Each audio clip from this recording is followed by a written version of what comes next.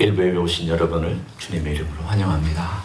귀한 날, 우리 주님 앞에 오시는 날, 우리 모두 함께 일어나셔서 우리 주님께 집중함으로 예배에 들어갑니다.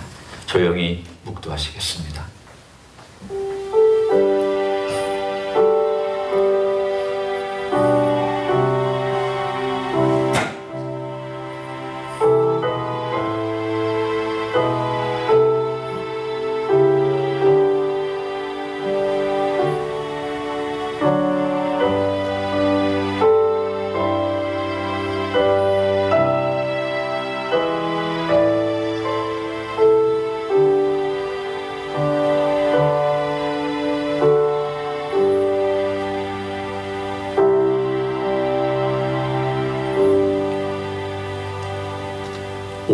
첫째 주 우리 주님 앞에 왔습니다.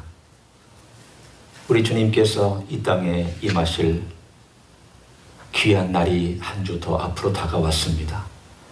우리는 주님이 오실 그날을 바라보면서 이 땅에서도 늘 주님을 모시며 주님과 함께 예배하고 살기를 소원합니다. 오늘도 주를 사랑하는 종들이 주님 앞에 왔사오니 이 자리에 임하시고 우리의 예배를 받아 주시옵소서. 예수님의 이름으로 기도하옵나이다. 아멘. 다 같이 32장 찬송하시겠습니다.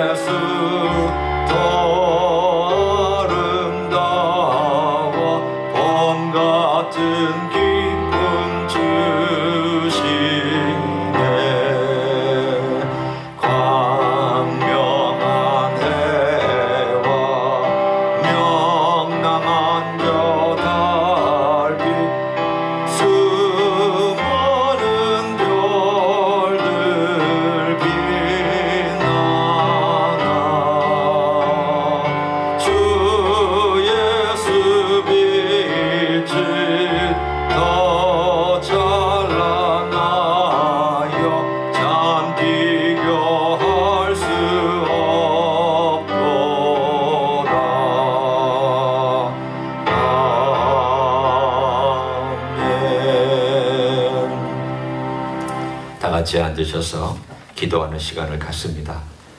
중보기도 제목에 있는 내용대로 우리 멕시코 예수마을 공동체를 위하여 전기 공사와 타가소 시설을 위하여 북한 사역을 하고 계신 우리 서민숙 선교사님, 또 일부 선교사님의 사역을 위하여 베트남의 이태정 선교사님, 터키와 중동 지역의 난민 사역과 개척 사역을 위한 실크 웨이브 미션을 위하여 이 시간 다 같이 통성으로 기도하시겠습니다.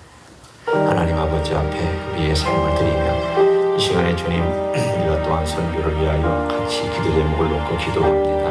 아버지 하나님, 멕시코에 있는 예수마을 공동체를 기억하여 주시고 김영애 선교사님, 우리 김영석 장로님 그 귀한 사역을 복 주시옵소서. 전기공사가 속히 시작될 수 있기를 원합니다. 주님 모든 일에 함께 하셔서 다가수 시설이 운영될 수 있기를 소원합니다. 주님의 놀라운 능력으로 간섭해 주시기를 원합니다. 주님 북한 땅에 사역하고 계시는 우리 삼민숙 선교사님과 일부 선교사님을 주님께서 붙잡아 주시고 주님께서 계속되어질 수 있는 문들을 열어 주옵소서. 계속적으로 그들에게 도움이 갈 수 있도록 축복하여 주옵소서. 우리 하나님 아버지, 베트남 땅의 대중 선교사님, 그리고 터키 땅에 일하고 있는 슬퍼의 미션과 김진영이 선교사님을 기억하시고 우리 하나님의 선하신 역사를 강건케 하시옵소서. 이 땅에 주의 뜻을 이루고 먼 열방 가운데 교회를 개척하고 하나님 어려움 가운데 있는 지역들의 어둠 가운데 지역들의 복음을 전하는 이 모든 사역교회 주님 함께하여 주실 줄로 믿습니다. 감사와 영광을 돌리는 귀한 사역들 되게 하여 주옵소서.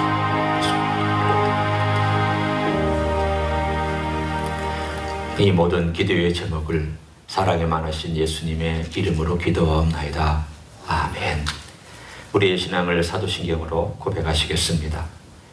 전능하사 천지를 만드신 하나님 아버지를 내가 믿사오며 그 외아들 우리 주 예수 그리스도를 믿사오니 이는 성령으로 잉태하사 동정녀 마리아에게 나시고 본디오 빌라도에게 고난을 받으사 십자가에 못 박혀 죽으시고 장사한 지 사흘 만에 죽은 자 가운데서 다시 살아나시며 하늘에 오르사 전능하신 하나님 우편에 앉아 계시다가 저리로서 산자와 죽은 자를 심판하러 오시리라.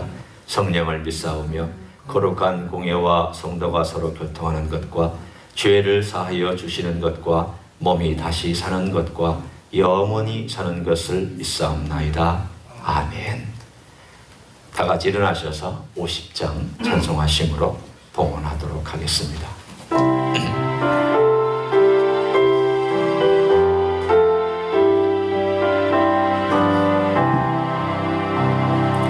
내게 있는 모든 것을 아낌없이 드리네.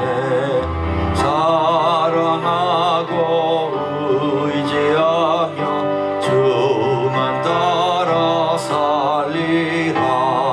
주께 드리네. 주께 드리네.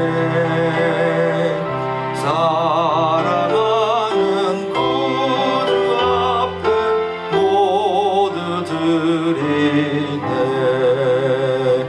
기도하겠습니다. 우리 하나님 아버지 감사합니다. 능하신 일을 행하신 주님, 우리의 삶의 구석구석까지 빛을 비춰주시고 우리의 삶의 어두운 그늘까지도 우리 주님께서는 복되고 아름다운 것들로 인도해 주시니 감사합니다. 주의 눈을 벗어나는 것이 없고 주의 손길을 떠난 것이 없으며 주의 통치와 주님의 다스림을 벗어날 존재도 세상도 없음을 믿고 감사드립니다. 모든 것이 주님께로부터 왔으며 주님께로 돌아갈 것도 믿습니다. 우리의 신앙도 이 물질을 드림도 우리의 시간과 우리의 영혼과 우리의 모든 활동을 드림도 주님의 것이기 때문입니다. 주님께서 마음대로 쓰시고 영광 받으시고 우리를 주님의 도구로 사용하여 주시옵소서. 예수님의 이름으로 기도하옵나이다. 아멘. 앉으시겠습니다.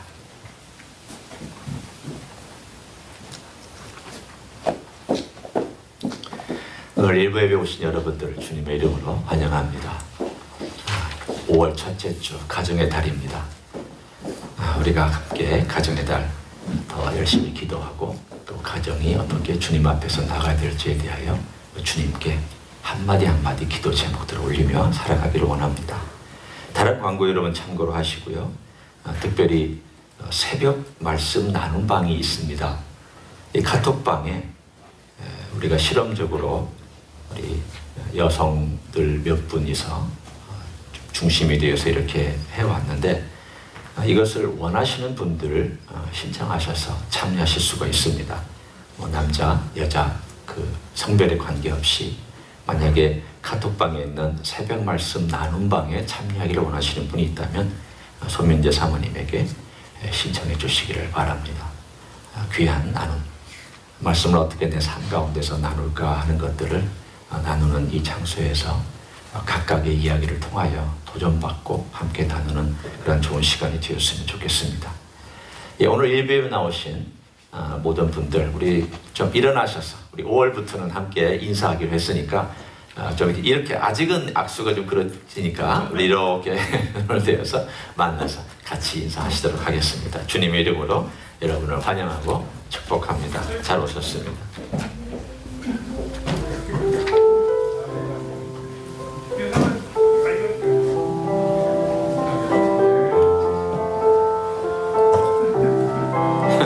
일부 예배는 안녕하세요.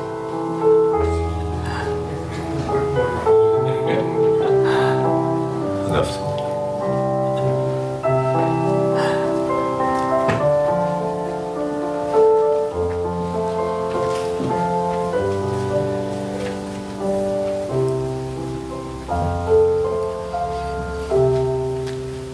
하나님 아버지의 말씀을 읽고 말씀 나눕니다. 말씀은 요한복음 14장 15절부터 26절의 말씀입니다.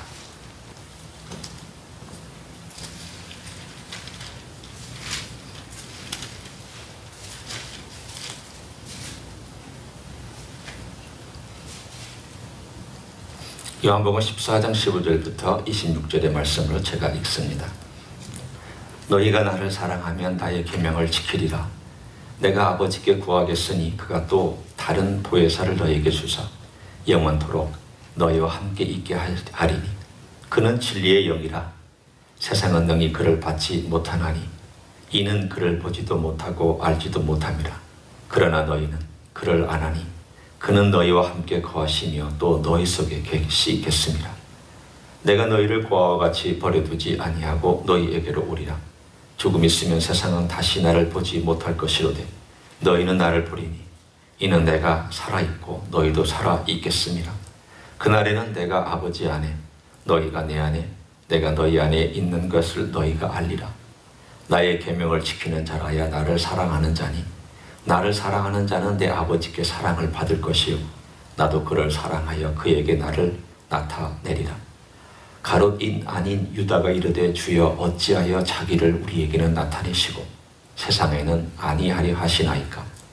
예수께서 대답하여 이르시되 사람이 나를 사랑하면 내 말을 지키리니 내 아버지께서 그를 사랑하실 것이요 우리가 그에게 가서 거처를 그와 함께 하리라.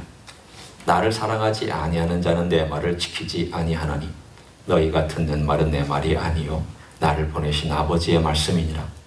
내가 아직 너희와 함께 있어서 이 말을 너희에게 하였거니와 보혜사 곧 아버지께서 내 이름으로 보내실 성령 그가 너희에게 모든 것을 가르치고 내가 너희에게 말한 모든 것을 생각나게 하리라. 아멘. 우리 각자는 우리 몸을 참 사랑합니다. 그래서 좋은 것을 몸에 입히기를 원하죠. 뿐만 아니라 가능하면 좋은 음식을 먹어서 우리 몸을 건강하게 유지하려고 합니다. 우리는 또 우리 자신을 사랑하기 때문에 위험한 어떤 상황에서 자기 몸을 보호하기 위해서 어떻게든지 안전을 취하려고 합니다. 하나님이 우리 각자에게 주신 일종의 어떤 스스로 갖고 있는 보호 본능이라고 할 수가 있습니다. 이게 나쁜 건 아니죠. 그래야 이 땅에서, 이 위험한 세상에서 우리가 생존할 수 있기 때문입니다. 그러나 자기를 사랑하는 이런 본능적인 것들이 어떤 때는 부정적인 것들로 나타나기도 합니다. 예를 들어서 어떤 과거의 일들을 기억할 때 자기에게 불리한 것들은 다 빼먹고 자기에게 유리한 것들만 기억하는 그런 경향이 있습니다. 그런 경향을 가진 것은 한편으로는 생존을 위해서 필요한 것일 수도 있지만 또 한편으로는 자기를 합리화하기 위해서 정당화하기 위해서 그렇게 선택하는 것일 수도 있습니다. 그러고 보면 이 진리 혹은 진실을 안다는 것은 참 인간 편에서 얼마나 주관적인지를 우리는 알 수가 있습니다. 우리가 선택하는 정보도 선택적이고 또 우리가 축적하는 정보도 선택적이고 또 그것을 해석하는 우리의 방법도 대단히 선택적이고 그러면 보는 것, 들어오는 것, 축적하는 것, 해석하는 것, 종합하는 것, 이 모든 과정이 다 편향적이고 선택적이라면 우리가 이게 진실입니다라고 막 외치는 어떤 진실이 과연 진실일 수 있을까? 생각해 보면 아닐 수도 있겠다라는 것이 우리 삶에 많이 경험하는 우리의 경험들입니다. 그러니 이 세상에 살고 있는 이러한 눈에 보이는 것조차도 우리가 진리다라고 얘기하고 진실이다라고 얘기하는 것이 그렇게 쉽지 않거늘 영적인 세계에 대하여 얘기하고 영적인 세계의 진리가 이거다, 영적인 세계의 진실이 이거다라고 얘기할 수 있는 사람이 어디 있겠습니까? 이 세상의 자연 법칙은 과학으로 조금씩 증명해 나가고 있지만 영적인 법칙을 어떻게 증명해 갑니까? 만약에 이거 증명하면 나 믿겠다라고 얘기하는 사람이 있다면 1000만 년이 걸려도 증명할 길이 없습니다. 결국은 이 진리는 들려주시는 것을 듣고 받아들이는 데부터 출발합니다. 우리가 아무리 증명하고 데이터베이스를 구축하고 많은 실험을 해서 영적인 진리는 이거다, 그렇게 해서 진리에 도달할 사람이 이 세상에 아무도 없습니다. 아무도 없습니다. 그래서 주님께서 이 땅에 오셔서 우리에게 하신 말씀이 요한복음에 있지 않습니까? 내가 곧 길이요 진리요 생명이니 나를 말미암지 않고는 아버지께로 올 자가 없느니라. 이건 너무 명확하기 때문에 그 사이에 비집고 들어갈 다른 해석이 없습니다. 예수님 외에는 길이 없다. 예수님 외에는 진리가 없다. 예수님 외에는 생명이 없다. 따라서 우리는 이 사실을 보면서 진리는 하나님이 알려주셔야 되는 거구나. 그래서 우리에게 구약이 있습니다. 하나님 말씀이 이스라엘 민족에게 전해졌습니다. 그리고 이 구약은 모든 핵심과 중심과 그리고 그 가운데 가장 중요한 내용이 바로 메시아가 올 것이다. 그가 오면 너희들이 이 땅에 살고 있고 들었고 너희들이 이제까지 알고 있는 모든 것들을 성취하실 그분이 이 땅에 오실 것이다. 그래서 예수님께서 직접 말씀하신 내용이 그것이면 내가 진리다. 근데 문제는 이 진리 대신 예수님께서 제자들 곁을 떠난 다음에 이제까지는 진리를 따라왔고 이제까지는 진리와 함께 있었고 이제까지는 진리를 들었고 이제까지는 진리를 만졌고 이제까지는 진리와 함께 먹었는데 그 진리가 쑥 하고 하늘로 올라가시면 그 빈자리가 얼마나 크겠습니까?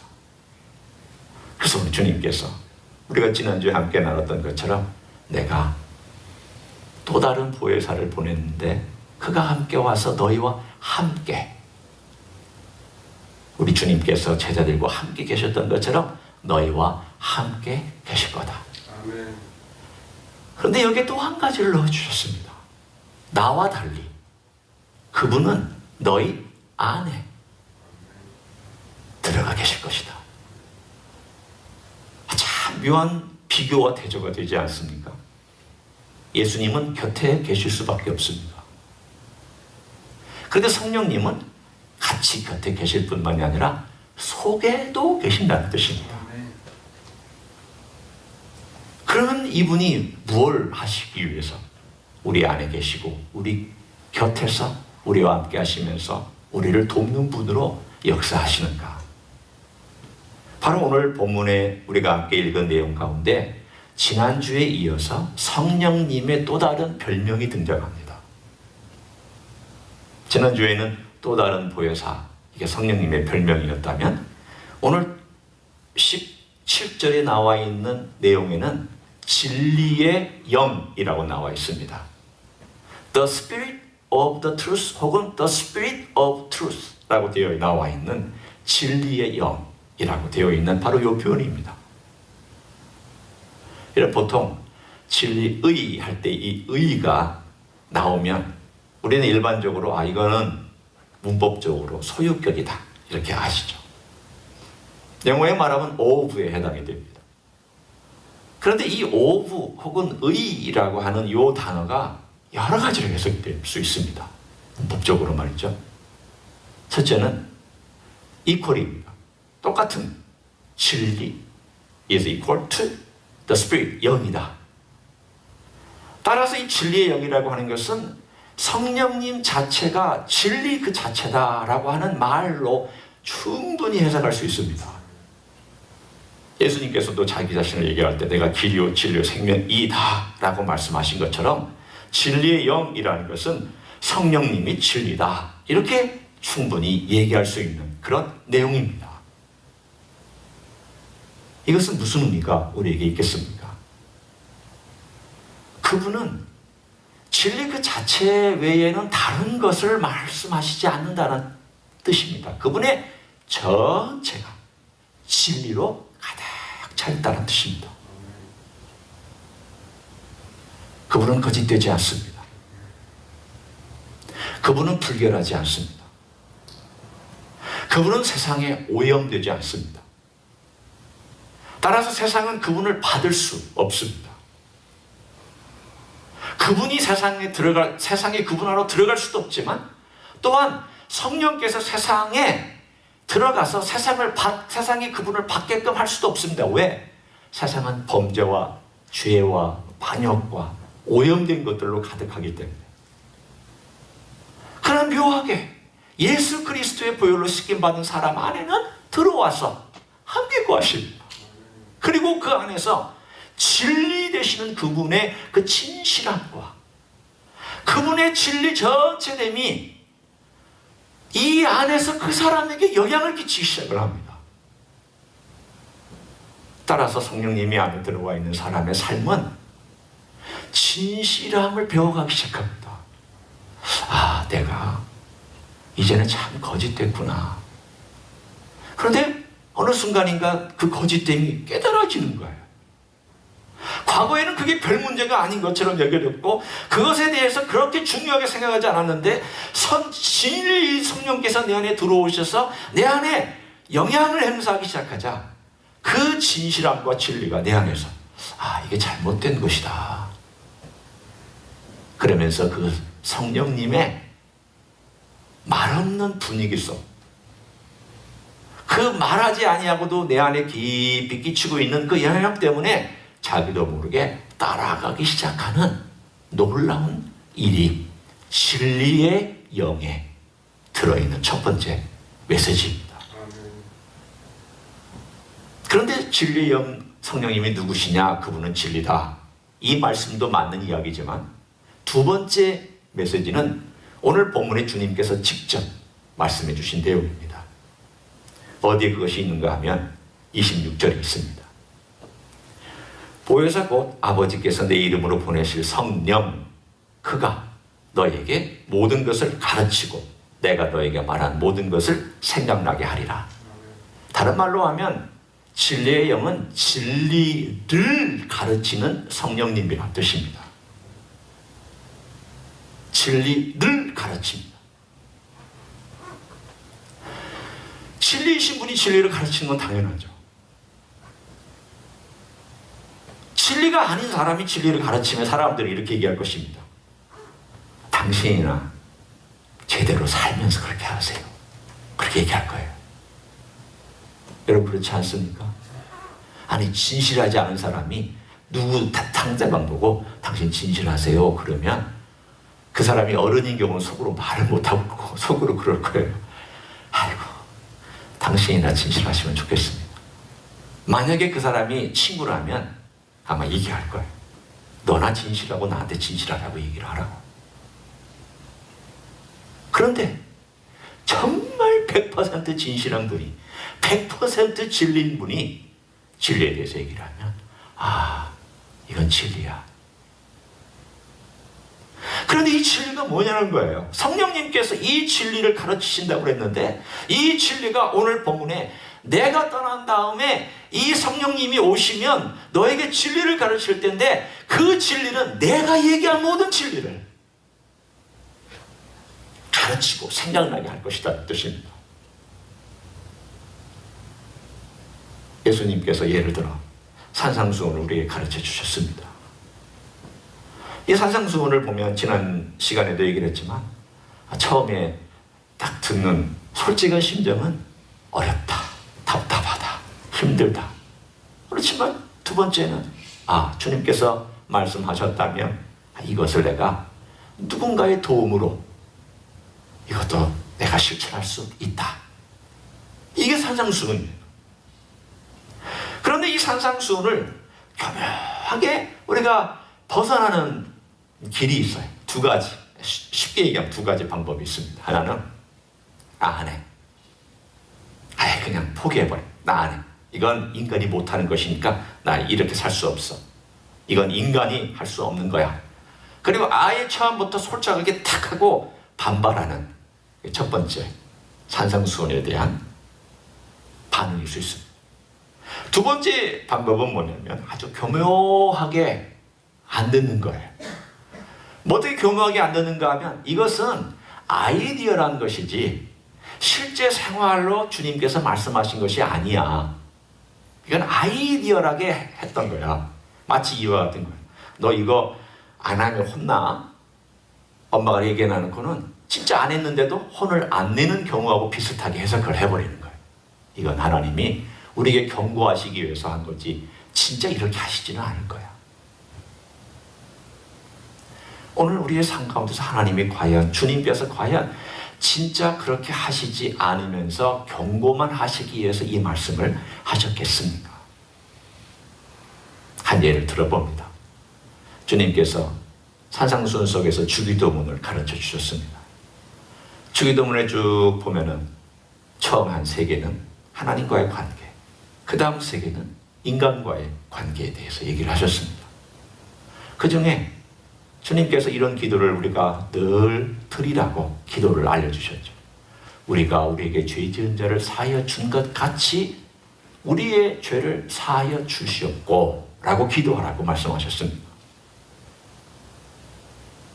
우리는 이 기도를 드릴 때마다 별로 거기에 무게를 많이 두지를 않습니다. 왜냐하면 우리의 의식 속에는 어떤 의식이 있기 때문인가 하면 하나님이 우리를 용서해 주셨으니까 우리가 뭐 용서할 수 있는 거지. 이 공식 때문에 늘 하나님이 용서해 주시고 내가 뭐 용서하고 살면 되는 거지 라고 하는 이 공식 때문에 우리는 그렇게 사실은 이 말씀에 대한 순서를 잘 생각하지 않고 살아갑니다.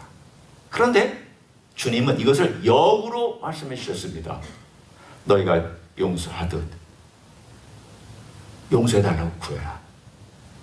다른 말로 하면은 너희가 용서하지 아니하면 너 용서해달라고 구하지 마라. 그거라는 말씀입니다. 그럼 굉장히 무서운 말씀입니다. 어떤 면으로 보면 이걸 우리가 어떻게 해석해야 될까요? 한편으로는 하나님께서 우리를 용서해 주신 먼저 이거 맞습니다. 우리가 죄인 되었을 때에 그리스도께서 우리를 위하여 죽으심으로 하나님의 아들이 우리를 위하여 죽으심으로 하나님께서 우리에 대한 자기 사랑을 확정하신 거 분명히 많습니다. 먼저 사랑을 해주셨습니다. 그래서 그 사랑을 받고 우리는 용서를 실천하며 살아갑니다. 하지만 우리의 삶 가운데서 우리의 인간의 책임에 대해서도 주님께서는 누누이 강조하셨습니다. 제가 한 예를 마태복음 18장에서 들어드립니다. 이런 비유가 나옵니다. 한 사람이 주인에게 어떤 높은 분에게 10,000달란트 빚을 졌습니다. 그래서 주인이 너 10,000달란트 갚아라. 근데 아무리 노력을 해도 10,000달란트는 갚을 길이 없습니다.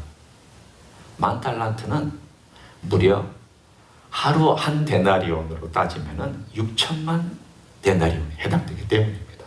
6천만 데나리온입니다. 그런데 이 사람이 용서를 받고 가다가 길거리에서 자기 동료를 만났는데 이 동료가 100데나리온을 빚졌습니다. 그러니까 100데나리온은 하루 품삯이 한 데나리온이니까 100일 동안 일해서 갚을 돈입니다. 요즘 하루에 한 100불을 따진다면 100일이니까 한 10,000불 정도 빚을 졌다고 생각하시면 돼요. 큰 돈이죠. 작은 돈 아닙니다. 그러나 6천만 데나리온은 6천만 곱하기 여러분 100불 한번 해보십시오.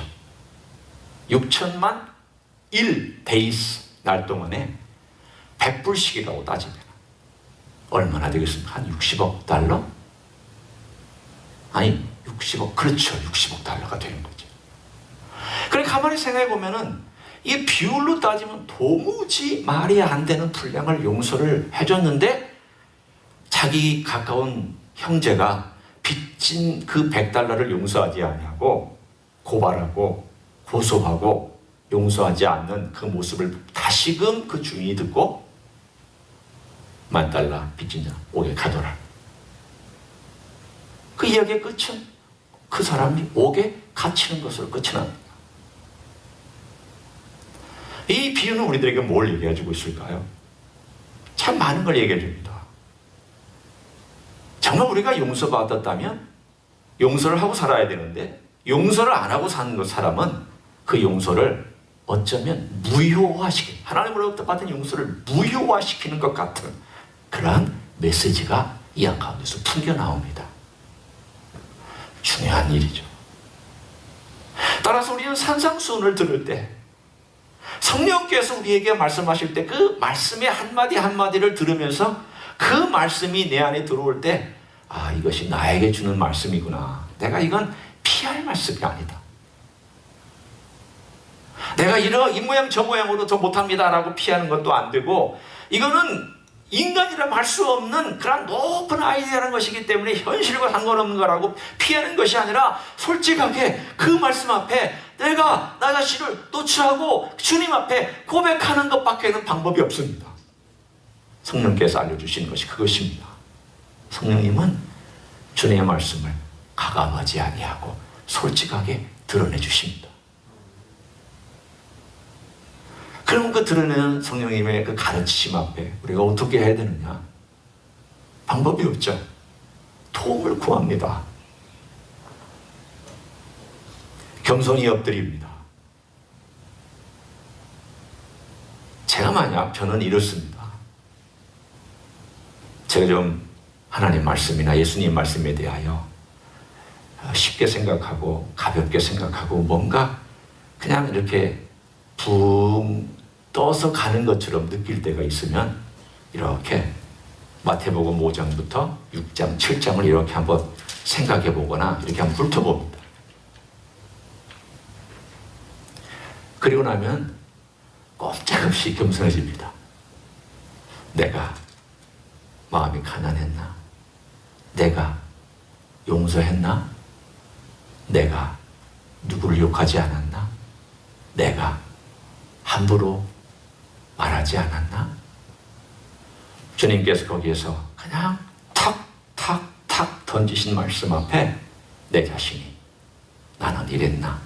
나는 이랬나? 나는 이랬나? 나는 어떻게 했나? 우리의 삶은 주님이 주신 그 말씀이 얼마나 무게감 있게 성령님이 그것을 가지고 오셔서 내 안에서 말씀해 주시는지, 그리고 그 말씀 앞에서 나를 이렇게 드러내고 바라보는지, 그 과정의 싸움입니다. 성령님은 그것을 해주시기 위해서 우리 안에 들어와서 역사하고 있습니다. 따라서 이 과정 속에서 우리는 뭘 더 배우는가 하면 그리스도의 말씀을 배우지만 그리스도 그분의 삶 가운데서 그분이 원하시는 것과 그분의 성품과 그분의 모든 것들을, 마음을 우리가 배우기 시작을 합니다. 참 묘하게 성령님이 우리 안에서 해주시는 것은 우리에게 감동을 주셔서 해주시는 방법이 성령님의 방법입니다. 로마서 12장 2절에 보면 이렇게 나와 있습니다. 너희는 이 세대를 본받지 말고 마음을 새롭게 함으로 변화를 받아 하나님의 선하시고 기뻐하시고 온전하신 뜻이 무엇인가를 분별하도록 하라. 그때에 앞에 나와 있는 명령이 있습니다. 너희는 이 세대를 본받지 말고 마음을 새롭게 함으로 변화를 받아라. 우리가 변화를 받아야 되는데 이 변화를 받는 그 방식에 대하여서 그 앞에 이렇게 나와 있는 성경 말씀이 있습니다. 마음의 변화를 받아라. 근데 그 마음이 뭐냐? 이거 아닙니다. 그 마음은 마인드입니다. 생각입니다. 제가 서론 부분에 함께 여러분과 나눴습니다. 우리의 생각은 참 오염되기 쉽다고. 우리의 생각은 참 편향적이라고. 우리의 생각은 진리를 아는 것과 참 동떨어지게 행동하기 쉽다고. 자기 자신에 대해서는 굉장히 너그럽고 남에 대해서는 너그럽지 못하다. 우리 생각은 자기를 쉽게 용서하지만 남은 잘 용서하지 못한다고. 제가 서론 부분에 잠깐 나눴습니다. 그래서 이 생각이 오염됐을 뿐만 아니라 왜곡되고 잘못되고 그리고 잘못 해석하는데 아주 익숙한 것이 우리 자신입니다. 그게 어렸을 때부터 그렇게 자라왔습니다. 좋은 가정에서 자라와도 그런 부분이 있고 어려운 가정에서 자라왔으면 또 그런 부분도 어쩌면 그냥 좋은 가정보다는 더 많이 있을 수도 있고 하여간 인간은 죄인이기 때문에 이 생각이 오염되어 있고 왜곡되어 있습니다. 따라서 성령께서 제일 먼저 터치해주는 부분이 어딘가? 우리 영 안에 들어와서 제일 먼저 도전해 주시고 제일 영향을 주시는 영역이 어딘가? 생각의 영역에 도전을 주시기 시작합니다. 그 생각의 영역에 도전 줄 때에 그 생각의 영역에 도전 주면서 그 감동으로 그 성령의 감동이라는 것이 그 생각하는 것과 하나님을 향하여 어떻게 살아갈지에 대한 것들을 고민하고 생각하고 묵상하고 거기에 시간을 들이게 만들기 때문입니다. 제가 예를 들어 드릴까요? 사무엘 상에 보면 다윗이 나옵니다. 다윗이 어렸을 때 8번째 아들로 이세 아들로 바깥에 있다가 사무엘이 와서 마지막 그 아들을 보면서 설마 저 꼬맹이가 하나님의 기름 부음을 받은 자일까? 라고 그렇게 속으로 생각할 때 하나님이 말씀하셨습니다. 저 아이에게 기름을 부어라. 그 사무엘이 다윗을 데려다가 무릎을 꿇치고 기름을 부으자. 성경은 이렇게 말씀합니다. 그가 기름 부음을 받은 이후에 성령의 큰 감동을 받았다라고 나옵니다. 성령께서 크게 그를 감동하기 시작을 했다라고 나옵니다. 그러면 성령께서 그 다윗 안에 들어가서 감동을 주기 시작합니다. 그리고 떠나지 아니하고 다윗이 죽을 때까지 그 성령께서 그 안에 머무르면서 다윗에게 감동을 준 일이 뭐냐는 거예요. 자, 여러분이 다윗 생애를 아니까 한번 머릿속으로 생각해 보십시오. 자, 다윗이 어떤 일에 감동을 받았는가? 다윗이 예언을 했습니까? 무슨 다윗이 갑자기 방언을 했습니까? 다윗이 선지자의 무리에 들어갔습니까? 다윗이 무슨 기적을 베풀었습니까? 성경에 보면 다윗은 이런 종류의 일들과는 사뭇 거리가 멉니다. 다윗이 기적의 도구가 되지 않았다는 뜻이 아닙니다. 다윗이 어떤 영감을 가지고 시편의 노래를 하지 않았다는 뜻이 아닙니다. 제가 얘기하는 것은 선지자처럼 어떤 방언을 얘기하거나 미래를 막 얘기하는 그런 삶을 살은 것이 아니라 그는 군인이었고 그는 왕이었고 그는 전쟁터에서 사는 사람이었고 그는 현실 생활 속에서 매일매일 갈등하며 산 사람입니다. 성령의 감동이 뭘까요? 그는 그의 마음은 하나님을 중심으로 늘 하나님께 그의 생각이 하나님께 가 있습니다. 다른 사람들은 인간적인 방법으로 문제를 해결하려고 할 때에도 다윗은 하나님의 방법으로 문제를 해결하려고 합니다. 누군가는 좋은 기회가 와서 이 사울을 죽이십시다라고 얘기할 때 그는 하나님의 방법으로 그건 아니다라고 얘기합니다. 얼마든지 그는 자기의 왕권을 가져올 수도 있는 정당성을 갖고 있었지만 방법조차도 그는 하나님의 방법을 선택하기 시작합니다. 왜? 성령의 감동이 그의 생각을 지배하고 있었기 때문입니다. 성령의 감동은 생각을 지배합니다. 따라서 내 안에 성령이 계시고 성령께서 우리를 도와주시는데 생각의 지배를 받으려고 하지 않는 사람은 성령의 감동이 없는 것이다 라고 얘기할 수 있고, 반대로 생각의 지배를 받으려고 생각을 노출하고 내 생각이 잘못됐다고 생각하며 고백하고 자꾸 고치려고 하는 사람은 성령께서 계속 그 생각을 아름답고 진리로 바꿔주기 시작합니다. 성령만이 진리이시기 때문에 진실한 생각으로 우리를 이끌어 주실 수 있습니다. 단, 성령님은 우리 스스로 할 수 있도록 감동을 주시는 분입니다. 묘하죠? 성령이 하시는 일이지만 내가 하는 일이라고 말해도 맞습니다. 내가 하는 일이지만 성령님이 해주시는 일이라고 말해도 맞습니다. 그러나 이 두 가지는 같이 갑니다. 같이 역사하기 시작합니다. 우리의 삶 가운데서 내 생각을 바꿔주시는 그 일. 이거 잘못됐다. 이건 정말 주님 기뻐하신다. 이런 모든 마음의 감동으로 인해서 살아가는 하루하루가 성령님께서 우리를 가르쳐 주시고 인도해 주시고 은연중에 영역을 행사하셔서 그리스도를 알아가게 하고 닮아가게 하는 사역인 줄로 믿습니다. 그 한 일을 다윗에게서 또 하나 드립니다. 다윗이 하나님 아버지 앞에 성전을 건축하기를 원했던 이야기는 참 많은 것을 시사해 줍니다. 하나님 말씀하시지 않았습니다. 명령하시지 않았습니다. 하나님께서 너 성전 지어라 라고 한마디도 얘기하지 않았습니다. 그러나 그는 그의 마음속에 늘 성령의 감동으로 그의 머릿속에 들어있는 생각이 무엇이었습니까?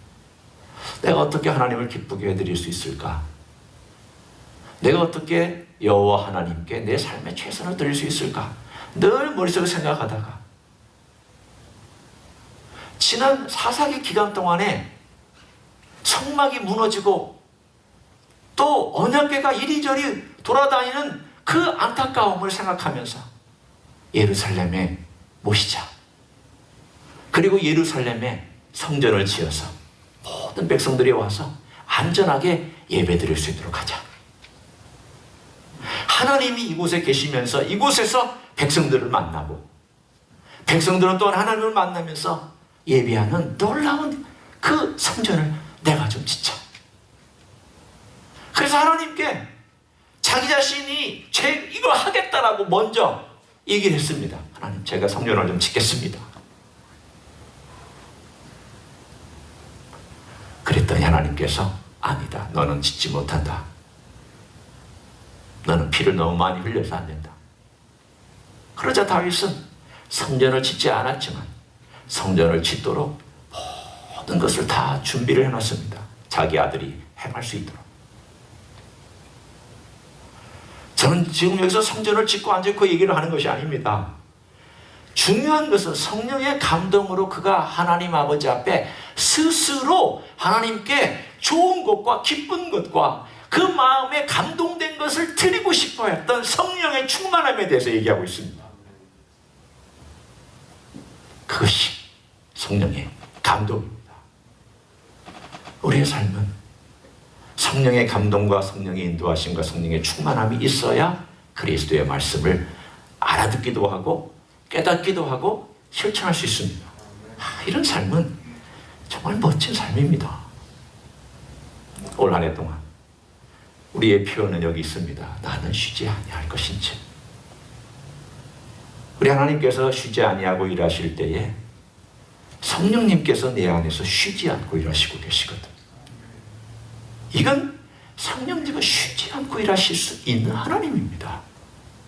우리는 쉬어야 되지만 성령님은 쉬지 않으실 수 있고, 우리는 제한적이지만 성령님은 제한받지 않으십니다. 우리는 무기력하지만 성령님은 무기력한 분이 아닙니다. 우리는 편향적이지만 성령님은 진실하고 진리이십니다. 우리는 왜곡될 수 있지만 성령님은 올바로 바른 길로 인도하시는 분입니다. 이분이 성령님께서 쉬지 않고 일하시려면 어떻게 해야 되느냐? 우리 주님께 부탁하시고 허락하신 다음 조용히 기다리시고. 성령님은 내게 감동을 주시려면 막 움직이고 활동하고 그냥 정신없이 돌아다니는 사람에게 감동을 잘 주시지 않거든. 앉아서 생각하고 또 생각하고 또 생각하고 또 생각해보고 생각해보고. 성령님, 어떤 길입니까? 우리 주님, 무엇입니까? 주님, 제가 어떻게 살아야 됩니까? 주님, 제가 어떻게 걸어가야 됩니까? 주님, 어떤 결정을 해야 주님 기뻐하십니까? 자꾸 내 생각으로 성령님을 만나고 성령님의 타치를 받으려고 하는 그 사람에게 성령께서 강력한 감동으로 역사하여 주실 줄로 믿습니다. 그런 삶을 살아가시기를 예수님의 이름으로 간절히 축원합니다. 기도하시겠습니다. 이 시간 우리 주님 앞에 우리가 나아갑니다. 우리는 성령님께서 우리의 감동을 주시고 우리를 충만케 해주시기를 위하여 우리 예수님께 구할 수 있습니다. 아버지 하나님께 구할 수 있습니다. 성령님의 도움을 위하여 구할 수 있습니다. 그 인도하심을 깊이 생각할 수 있도록 내가 조용히 기다리는 법도 여러분은 구할 수 있습니다. 이 시간에 우리가 성령의 인도함을 받아 쉬지 않고 일하시는 하나님이신 우리 성령께서 우리 안에서, 내 안에서 일하시기를 원한다고 이 시간 다 같이 통성으로 기도하시겠습니다. 하나님 아버지, 감사합니다. 쉬지 않고 일하시는 성령, 우리는 제한이 많고 우리는 무기력합니다. 그러나 성령님은 제한받지 아니하시며 성령님은 능력이 많으신 분입니다. 성령님은 하나님이시기 때문입니다. 성령님은 진리의 영이시기 때문입니다. 진리를 가르쳐 주십니다. 진실을 가르쳐 주십니다. 우리 속에 무엇이 옳은지 그른지를 알려주시고 우리가 어떻게 살아가야 되는지에 대하여 분명히 말씀해 주시는 분이기 때문입니다. 주여, 우리가 주의 말씀을 듣고 곰곰이 생각하고 또 생각하고 또 생각하면서 주님께서 나에게 뭐라고 말씀하시는가, 주님이 나에게 대하여 뭐라고 들려주시는가, 나는 어떻게 살아야 하는가, 나는 무엇을 결정하며 살아야 하는가, 나는 어떻게 또한 선한 길을 걸어가야 하는가, 어떻게 하여야 주의 말씀에 순종하며 걸어갈 수 있는가. 성령님의 인도하심과 감동을 받고 살아갈 수 있는 하나님의 종들이 되게 하여 주시기를 간절히 간구를 드립니다. 그런 삶을 살아갈 수 있는 우리의 마음에 감동을 허락하여 주시고 우리의 생각을 변화시켜 주시기를 원합니다. 생각에 새롭게 해주시기를 원합니다. 우리 성령님의 놀라 하늘의 것들로 채워주시고 성령님, 그렇게 우리의 생각 속에 역사하여 주시옵소서. 감사를 드립니다. 주님, 고맙습니다. 우리에게 성령님을 보내주시고 우리 안에서 우리가 우리 주님 앞에 어떤 삶을 살아가야 될지에 대하여 가르쳐 주시고 영향력을 행사하시며 인도하시며 감동해 주시는 성령님께 감사를 드립니다. 우리가 따라가기를 원합니다. 듣기를 원합니다. 그 감동을 받고 주님을 기쁘게 해드릴 수 있고 아버지 하나님을 기쁘게 해드릴 수 있는 삶을 살아가기를 원합니다. 그런 삶을 살아갈 수 있도록 우리의 생각 속에 역사하여 주시옵소서. 변화시켜 주시옵소서. 그러한 변화의 일들을 우리의 삶 속에서 구체적으로 행할 수 있도록 도와 주시옵소서. 이제는 우리 구주 예수 그리스도의 은혜와 하나님 아버지의 극진하신 사랑과 성령 하나님 교통하심의 역사가 우리의 삶, 구체적으로 우리의 생각 속에서 강하게 역사하시기를 원하시는 성령님의 도우심을 받기 위하여 우리의 생각을 노출하고 우리의 생각을 인정하고 우리의 생각이 주님 앞에 그대로 올려질 때 우리의 삶이 변화받기 시작하는 놀라운 기적을 기대하며 오늘도 주님께 헌신하는 가정에서 예배드리는 종들 위에와 이 자리에 참여한 종들 위에와 주 임지 희수교회 위에와 이민교회들과 한국교회들과 선교사님들 위에 이제로부터 영원히 함께 하실지어다. 아멘.